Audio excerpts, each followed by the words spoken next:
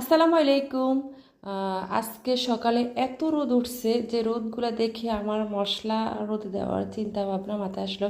সামনে যেহেতু কোরবানি, তো আমি কিছু মশলা কিনে রেখেছিলাম যে এগুলা ঘরে ব্লেন্ডার করব। তো বাজারের প্যাকেট মশলা কিনতে গেলে এত এত দাম, তো তার থেকে ভালো আমি নিজে ঘরে মশলা বানাই।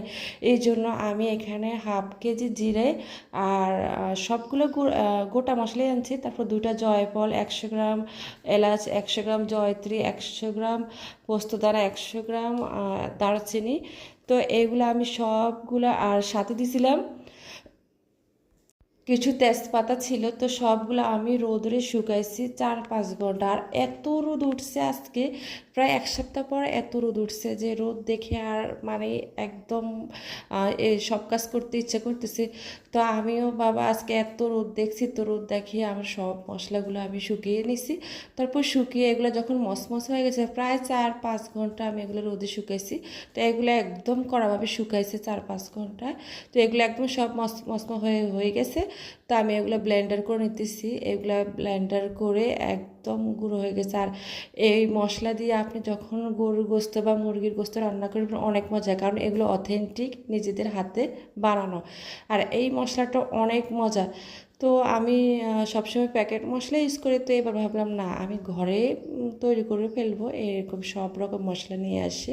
তো আমি যেভাবে সেই কাজ। আর আমার ধনিয়া গুঁড়া ছিল বাসায়, তাই আমি আর ধনিয়া এক্সট্রা করে আর দিই নাই ওর সাথে, কারণ রান্না করার সময় যেহেতু আমার এক্সট্রা ধনিয়ার গুঁড়া ছিল, তো আমি আর এগুলোর সাথে ধনিয়া গুঁড়া মিক্স করে নেই আর কি।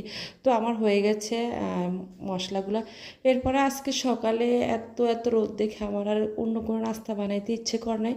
তো আমি আজকে খুবই সিম্পল পাউরুটি আর ডিম দিয়ে ভেজে নিলাম আর চা বানাইলাম। এটা আজকে আমার সকালের নাস্তা ছিল। কারণ এত সুন্দর রোদ উঠছে, মানে এখানে আর কোনো কাজ করতে ইচ্ছে করতেছে না, কারণ আজকে এতদিন যে কাজগুলো রোদে জমা হয়ে গেছিলো এগুলো আজকে শেষ করলাম আর কি। তো আমার আজকে সকালে সিম্পল নাস্তা। আর সারাদিনে অনেক কাজ হয়েছিল আজকে। আজকে সারাদিন অনেক কাজ করছি, অনেক ভালো লাগছে রোদে।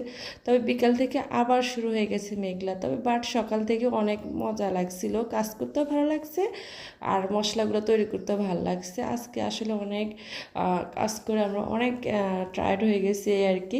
তো আজকে আমার সারাদিনে এটাই ছিল। তো সবাই ভালো থাকবেন। উম, এই তো সবাই একটু বুদ্ধি খাটিয়ে চলে সংসারে কিন্তু অনেক আয় আসে। কারণ এই যে প্যাকেট মশলাগুলো কিনতে গেলে কিন্তু আমাদের অনেক টাকা যায়। তার থেকে ভালো না নিজেরা এগুলো গোটা মশলা কিনে এনে একটু পরিশ্রম করে এগুলা ঘরে বানিয়ে নিলে